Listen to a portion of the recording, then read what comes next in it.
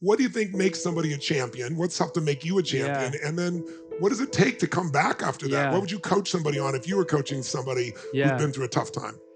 You know, I mean, only through my own experiences is that like Sochi obviously was one of the biggest upsets in my career, in my life. And I'm sitting there and like, once the tears and everything had dried up, I was like, I'm going to turn this into the greatest thing that's ever happened to me. He made the decision. I was We like, talked about that, I'm gonna let this moment define, you know, like these other times in my life Yes. that I ripped through my past. I'm like, man, I didn't actually win that until I lost before. And you know what? After this, You noticed the and the pattern. heart condition, and you know, now I'm a sports star or whatever. You know what I mean? Like all these things in my life. And I'm like, I'm gonna make this the greatest thing that's happened. And so I really got right with myself, which I didn't. You know, you lift weights to build muscles. You eat this food to feel this way, but to like get your mind right was something I never really approached. I had a bunch of different books I was reading, things, and it really, really helped get me on that right path.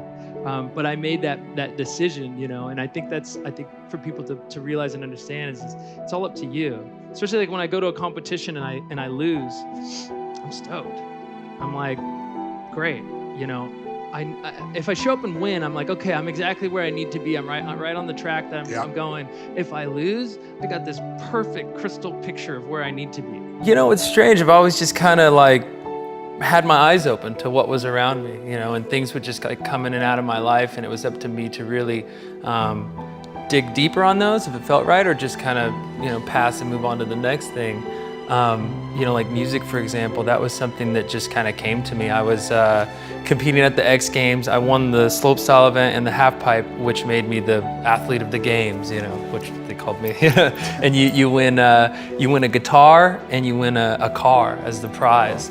And I remember thinking like, sick. Let's drive the car. You know, I'm thinking about this guitar, and you know, randomly, you know, I'd won this guitar, and then my brother was like, "Oh, I'm gonna start playing guitar. That'd be cool." And then some kids in my neighborhood, and I'm thinking to myself, "Wait a minute, I have a guitar," and it was a great guitar. It was a Fender Strat, American made, and I called my buddy who actually brought the guitar home from Colorado for me, and picked it up, started playing, and fell in love with playing. And then the competitor in me was like, "You know what?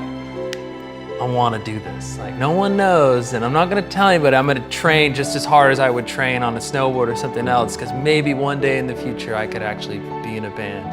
And wouldn't it be cool to pick up a guitar and be able to really play like a true musician?" And so that was kind of my long-term goal, and I would play and play and play, and then the time came where I actually made friends in music. I joined a band, and we put out an album and toured. I would say through sports. You know, at a young age, I was like, you know, a lot of angst, and I wanted to do things, and that's where snowboarding came along, and it gave me that outlet.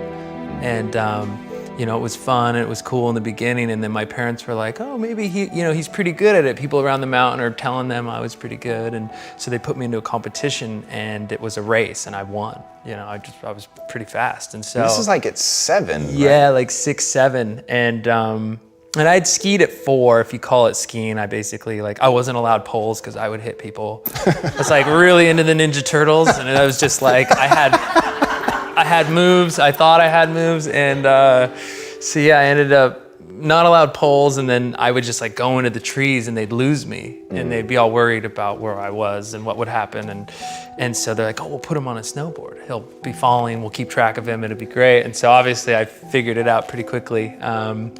And then they put me in a competition at the local resort up at Snow Summit, and you know, I won, and that gave me this like, wow, I can win something, and then it gave me the, you know, the passion to work hard at something, to keep winning. You know, once you get that taste of victory, and you're like, wow, well maybe, I want to keep going on this path. I think that was where it stemmed from.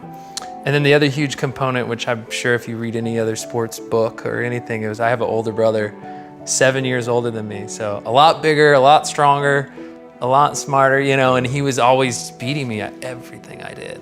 Everything. Monopoly, chess, like anything, the video games, the snowboarding, like everything. He was just always winning, and I just couldn't beat him. And, you know, I just kept at it, and I finally, like, you know, crossed that barrier where I was actually learning the tricks he was learning at the time. But he's 7 years older, so, you know, in my age division, it was just no contest. And so that's what kind of stemmed that whole me turning pro at 13, because I was already ready for, the next level.